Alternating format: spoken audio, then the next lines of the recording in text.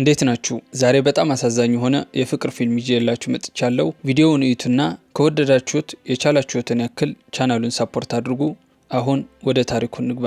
ፊልሙ ሲጀምር ሃን ሶዩን የምትባል ልጅ እንደ ሁል ጊዜ ዛሬም በጠዋቱ ተነስታ በኮምፒውተሯ ላይ ትጽፋለች። ይቺ ልጅ ጠዋት ከእንቅልፏ ስትነቃ ሁሉንም ነገር ትረሳለች። ከ6 ወር በፊት በመኪና አደጋ ምክንያት የማስታወስ ችግር አጋጥሟታል። ከአደጋው ቀን ጀምሮ ከእንቅልፏ በነቃች ቁጥር ከአደጋው በኋላ የነበሩትን ትዝታዎቿን በሙሉ ትረሳለች። ጠዋት ስትነቃ ስለ በሽታዋ ለማወቅና ኮምፒውተሯን ለማየት እንድትችል በክፍሏ ውስጥ ብዙ ማስታወሻዎችን ለጥፋለች። ስለ ሶዩን በሽታ ከእናቷ፣ ከአባቷ፣ ከቅርብ ጓደኛዋ ጄሚ እና ከመምህራኖቿ በስተቀር ማንም አያውቅም። ዛሬም እንደተለመደው ማስታወሻዎቹን እያየች ሁሉንም ነገር እንደገና ተረዳችና በውስጧ በጣም አዘነች። ከዚያም ለትምህርት ቤት ተዘጋጅታ ከወላጆቿ ጋር ቁርስ ከበላች በኋላ ትሄዳለች። የትምህርት ቤት አውቶቡስ ሲመጣ በጸጥታ ትሳፈራለች። አውቶቡሱ ውስጥ ከኪም አጠገብ ቆማለች። አንዳንድ ወንዶች በዝግታ ድምፅ ለሶዩን የፍቅር ጥያቄ ስለማቅረብ ይነጋገራሉ። በድንገት ሹፌሩ ፍሬንሲስ ሶዩን ሚዛኗን ስታ ልትወድቅ ስትል ኪም ሊያድናት ሲሞክር ሳያስበው ጸጉሯን ይዛታል። ይህንን ሲያይ በጣም ይደነግጣል። ኪም ያደረገው ነገር ልክ እንዳልሆነ ይረዳና ይቅርታ ይላታል። ነገር ግን ሶዩን ምንም ሳትለው ሁለቱም በጸጥታ ይቆማሉ።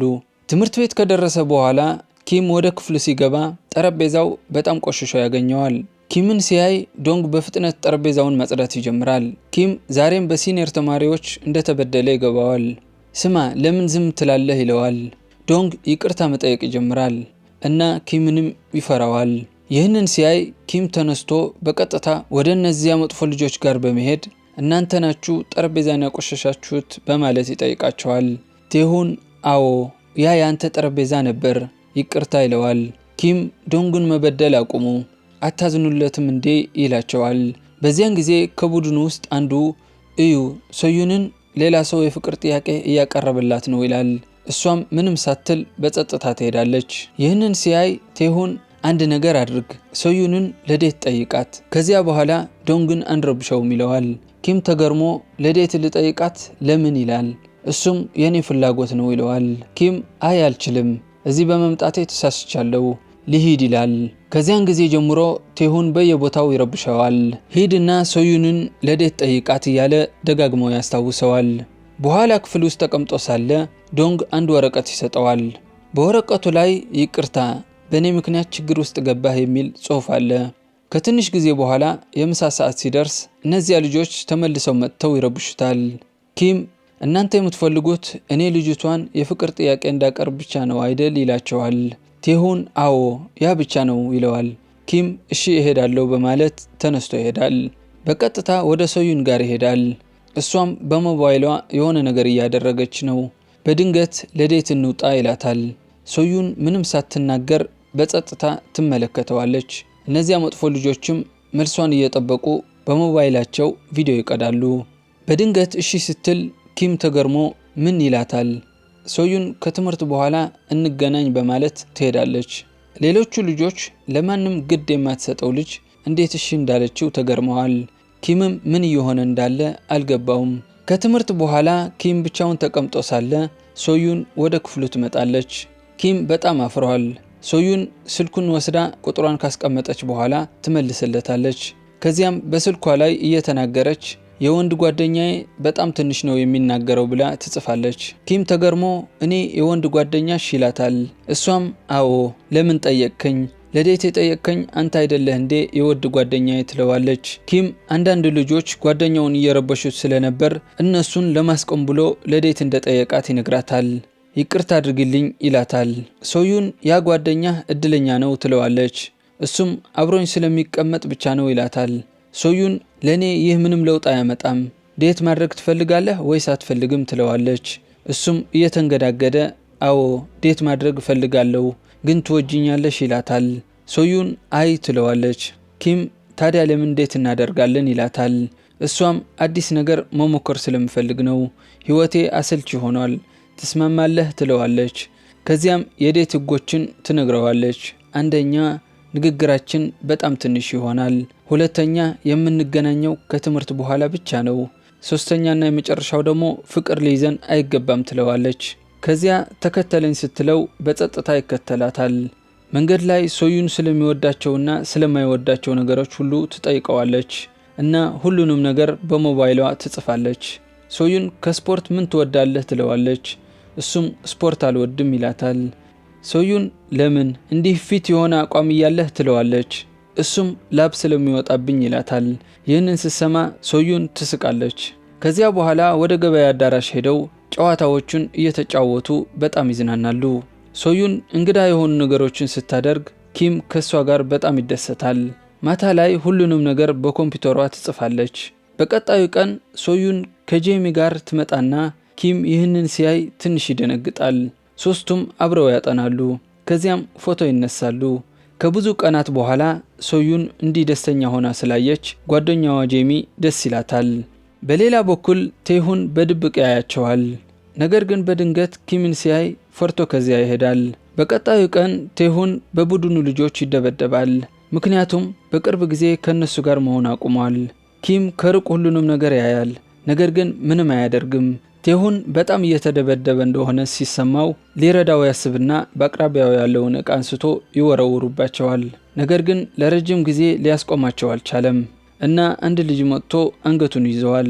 በዚያን ጊዜ አንድ ሰው ጮክ ብሎ መምህርን ይጠራል። ይህም መጥፎ ልጆቹ እንዲሸሹ ያደርጋቸዋል። ኪም ሲያይ እነሱን የረዷቸው ከሩቅ ክፍል መስኮት ላይ ሆነው ቪዲዮ እየቀረጹ የነበሩት ሶዩንና ጄሚ ናቸው። በቀጣዩ ትዕይንት ኪም የቴሁንን ቁስል መድኃኒት ይቀባዋል። ቴሁን በፍቅር ጄሚን ይመለከታል። ኪም ፊቱን እንዲያዞር ሲነግረው ተው እንጂ ልያት ይለዋል።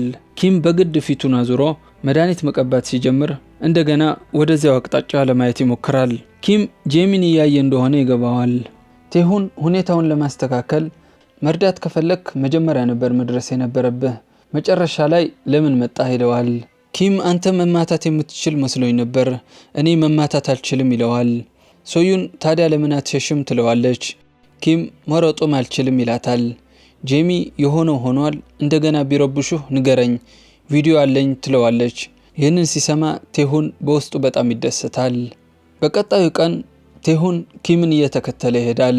ኪም ለምን ትከተለኛለህ ይለዋል። እሱም አብሬህ ነው የሚሄደው፣ አንተ ጓደኛ የለህም ይለዋል። ከዚያም በእውነት ሶዩንን ዴት እያደረግክ ነው፣ ለምን ከሷ ትሸሻለህ ይለዋል። ኪም እኛ የምናደርገው ነገር አንተ ምን አገባህ ይለዋል። ትንሽ ቆይቶ ይህ ማለት ለመጀመሪያ ጊዜ ነው ዴት የምታደርገው ይለዋል።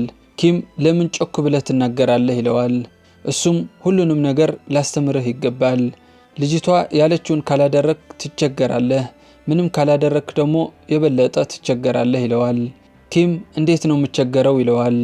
እሱም እየገፋው ከሷ ጋር ካልተነጋገርክ መቼ ነው የምትስማት ይለዋል። ኪም እየተደናገጠ ሊያስቆመው ይሞክራል። ሌሎች ተማሪዎች የሚያደርጉትን እያዩ ይስቁባቸዋል። በቀጣዩ ቀን ኪም ሶዩን ለዴት ይወስዳታል እና ሁለቱም ባህር ዳርቻ ተቀምጠው ይነጋገራሉ። ኪም ሳንድዊች አዘጋጅቶላታል። ይህንን ስታይ ሶዩን በጣም ደስ ይላትና ይህንን ከእናትህ ነው የተማርከው ትለዋለች። እሱም እናቱ ከ6 ዓመት በፊት እንደሞተች ይነግራታል። ይህንን ስትሰማ ሶዩን ትንሽ ታዝናለች። ከዚያም ሳንድዊቹን ስትቀምስ በጣም ይጥማታል። ሁለቱም እይታውን እየተደሰቱ ይመለከታሉ። ከዚያ ሲመለሱ ማታ ይሆናል እና አውቶቡስ ውስጥ ሶዩን እንቅልፍ ይወስዳታል። ኪም በፍቅር እየተመለከታት ያሳለፉትን ጊዜ ያስታውሳል። በድንገት ከእንቅልፏ ትነቃና ተገርማ ዙሪያዋን ትመለከታለች። ከዚያም ኪምን አንተ ማነህ ትለዋለች። ኪም ይደነግጣል። ሶዩን ፈርታ ከመቀመጫዋ ትነሳለች። ኪም ምን እንደተፈጠረ አልገባውም። በድንገት ከአውቶቡሱ ትወርዳለች እና ኪም ሊያስቆማት ይከተላታል። ሶዩን እየፈራች አሁን የት ነው ያለሁት ትለዋለች። ኪም ምን እያልሽ ነው? ዛሬ ዴት እንደወጣን አታስታውሽም? እኔ ኪም ነኝ ይላታል። እሷም ምንም አላስታውስም ትለዋለች። በዚያን ጊዜ አንድ አውቶቡስ ስታይ ሮጣ ትሳፈራለች። ኪም በጣም ተገርሞ በድንጋጤ ቆሞ ይቀራል። ከዚያም አውቶቡሱን ተከትሎ ይሮጣል። ነገር ግን ትንሽ ከሮጠ በኋላ ደረቱ ላይ ህመም ይሰማውና ይቆማል። በሌላ በኩል ሶዩን ለጄሚ ደውላ እያለቀሰች አይኔን ስገልጥ አውቶቡስ ውስጥ ነበርኩኝ ትላታለች። ትንሽ ቆይቶ ጄሚ ለኪም ትደውልለታለች። ሶዩን በስልኳ ላይ ያሉትን ማስታወሻዎች ማንበብ ትጀምራለች እና ቀስ በቀስ ሁሉንም ነገር ትረዳለች። ሙሉ ታሪኩን ስታውቅ ጮክ ብላ ማልቀስ ጀምራለች። በቀጣዩ ቀን ጠዋት ኪም ወደ ቤቱ ሲሄድ ሶዩን እየጠበቀችው ያገኛታል። ኪም ሰላም ይላትና ስሙን ሊነግራት ሲል አውቃለሁ አንተ ኪም ነህ ትለዋለች። የመርሳት በሽታ አለብኝ፣ በሽታው አንቴሮግሬድ አምኔዥያ ይባላል። አንድ ጊዜ ከተኛው ቀኑን ሙሉ የሆነውን ነገር ሁሉ እረሳለሁ ትለዋለች። ስለ በሽታዋ ሁሉንም ነገር ከነገረችው በኋላ ይቅርታ አድርግልኝ፣ ለራሴ ደስታ ተጠቅሜብሃለሁ ትለዋለች። ኪም ትንሽ ዝም ካለ በኋላ ችግር የለውም ይላታል። ሶዩን ይህ ምን ማለት ነው ትለዋለች። እሱም ካንቺ ጋር ጊዜ ማሳለፍ ደስ ይለኛል፣ በመካከላችንም ምንም ነገር እንዲቀየር አልፈልግም። ስለዚህ ከዛሬ ጀምሮ ሁለታችንም ይህንን በሽታ እናሞኘዋለን፣ ነገር ግን ከተስማማሽ ብቻ ነው ይላታል። ሶዩን በሐሳቡ ትስማማለች። በቀጣዩ ቀን ጠዋት ኪም ስለ በሽታዋ በኢንተርኔት ይመረምራል እና ብዙ መረጃ ያገኛል። ከዚያም ትምህርት ቤት ሲሄድ ሶዩን ወደ ቀድሞ ሁኔታዋ እንደተመለሰች ያያል። ስለዚያች ሌሊትም ምንም አታስታውስም። ከትምህርት በኋላ ከጄሚ ጋር ይገናኛል እና ትናንት ማታ ስለደወለችለት ያመሰግናታል። ጄሚ ይህ ወሬ የማስታወስ ችግር እንዳለባት ከተሰራጨ በጣም መጥፎ ይሆናል ትለዋለች። በቀጣዩ ቀን አራቱም ለመዝናናት ያቅዳሉ። ኪም የት መሄድ ትፈልጋላችሁ ይላቸዋል። ሶዩን ለረጅም ጊዜ ስልኳ ከመረመረች በኋላ ፔንግዊን ማየት ፈልጋለሁ ትለዋለች። አራቱም በሳይክል ሶዩን ወደ ተናገረችው ቦታ ይሄዳሉ። እዚያ ሲደርሱ ቦታው በጣም ያስደንቃቸዋል። ጄሚ አንድ ጥያቄ ልጠይቅሽ፣ ለምን ፔንግዊን ማየት ፈለግሽ ትላታለች። እሷም ቆንጆ ስለሆኑና እየተወዛወዙ ስለሚሄዱ ነው ትላታለች። ቴሁን ፔንግዊን እኮ እየተንገዳገዱ ነው የሚሄዱት ይላታል። ኪም ደግፎ እሷ እየተወዛወዙ ነው ካለች ይወዛወዛሉ ይለዋል። ነገር ግን በመጨረሻ ፔንግዊን ወዳሉበት ቦታ ሲደርሱ ፔንግዊን እንደሌለ ያያሉ። ከላይ የተጻፈው ፔንግዊን ዛሬ እረፍት ላይ ናቸው፣ ነገ እንገናኝ ይላል። ይህንን ሲያውቁ ሶዩን ትንሽ ታዝናለች እና አራቱም ከዚያ ይሄዳሉ። በቀጣዩ ቀን ኪም እና ቴሁን ፔንግዊን መስለው መጥተው ሶዩንና ጄሚን ያስደንቋቸዋል። ከዚያም አራቱም ፎቶ ይነሳሉ እና በጣም ይዝናናሉ። ከሰዓት በኋላ ኪም ለማጥናት ሁሉንም ወደ ቤቱ ይወስዳቸዋል። ትንሽ ቆይቶ አባቱ ለሁሉም መጠጥ ይዞ ይመጣል እና ሁሉም ያመሰግኑታል። በሌላ በኩል የሶዩን ቀናት በጣም ጥሩ ስለነበሩ ሁሉንም ነገር ለማስታወስ ብዙ መጻፍ ነበረባት። በዚህ ምክንያት ሌሊቱን ሙሉ መተኛት አትችልም።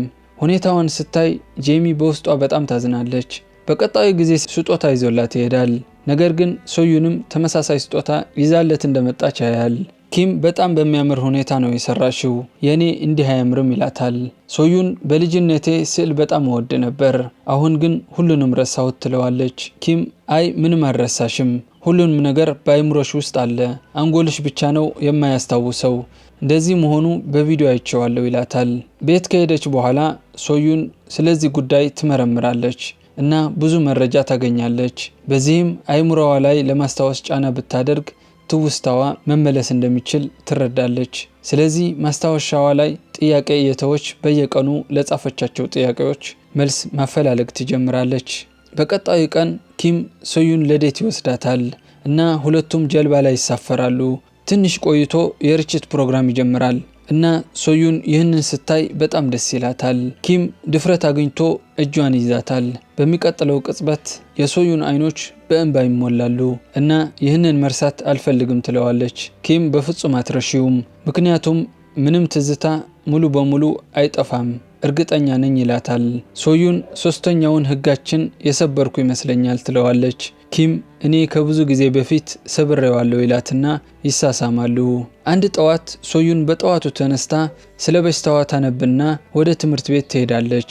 ኪም ከነሱ ጋር የለም። ሆኖም ሶዩን በጣም ደስተኛ ሆና ቀኑን ታሳልፋለች። ማታ ላይ የስዕል መጽሐፏን ለጄሚ እያሳየች ይህ ልጅ ማን እንደሆነ ንገሪኝ ትላታለች። ጄሚ የኪምን ስዕል ስታይ በጣም ትደነግጣለች። ሶዩን ታውቂዋለሽ? ይህ ልጅ ማን ነው? ትንሽ እንግዳ ነገር እንደሆነ አውቃለሁ፣ ግን የማውቀው ይመስለኛል ትላታለች። ጄሚ በሐሳብ ወደ ኋላ ትመለስና ኪም ብቻዋን አግኝቶ እናቱ ከብዙ ዓመታት በፊት እንደሞተችና እሱ ከልብ በሽታ ጋር እንደተወለደ የነገራት ታስታውሳለች። አሁንም ክትትል እያደረገ ቢሆንም የልብ ህመሙ እየባሰበት እንደመጣ ይነግራታል። ነገ የተሻለ አደርግልሻለሁ ብዬ ቃል የገባሁላት ቢሆንም እስከ መቼ በህይወት እንደምቆይ አላውቅም ይላታል። ጄሚም ምንም አትሆንም፣ አብራችሁ ደስተኛ ሆናችሁ ትኖራላችሁ ትለዋለች። በሚቀጥለው ቀን ሶዩን መውጫ በር ላይ ቆማ ኪም እስኪመጣ ትጠብቀዋለች። ኪም ግን ሳይመጣ ይቀራል። ብዙ ከጠበቀች በኋላ ብደውልለትም ስልኩ አያነሳም። እስኪመሽ ትጠብቅና ልትጠይቀው ቤቱ እየሄደች እያለች ጄሚ ትደውላለች። በስልክ የነገረቻትን ነገር ሰምታ በእግሮቿ መቆም ያቅታታል። የኪም ቤት ከሄደች በኋላ በህይወት እንደሌለ ትረዳለች። ጄሚ እና ቴሁን በጣም ያለቅሳሉ። ሶዩን ባየችው ነገር ደንግጣለች። ማመን ያቅታታል። ጄሚ ማታ ቤት ታደርሳትና እስክትተኛ ድረስ ታጽናናታለች። በዚህ ጊዜ ኪም ያላትን ነገር ትዝ ይላታል። እኔ አንድ ነገር ከሆንኩኝ ከማስታወሻዋ ሁሉ አጥፊኝ ብሏታል። ጄሚ ሌሊት ሶዩን ከመነሳቷ በፊት ወደ ሶዩን ክፍል በመሄድ ስለ ኪም የጻፈችውን ሁሉ ታጠፋለች። ከኪም ጋር የተያያዙ ስዕሎችና የሰጣትን ሁሉንም ነገር ትወስዳለች።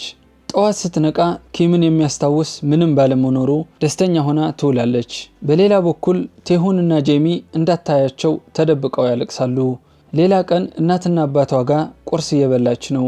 እናቷ ሰሞኑ እንቅልፍ እየተኛሽ አይመስለኝም፣ ልትነግሪኝ የምትፈልጊው ነገር ካለ እኛን ማጋራት ትችያለች ትላታለች። ሶዩን እንደውም ትናንትና ቶሎ ነው የተኛሁት ትላቸዋለች። በዚህ እናትና አባቷ ይገረማሉ።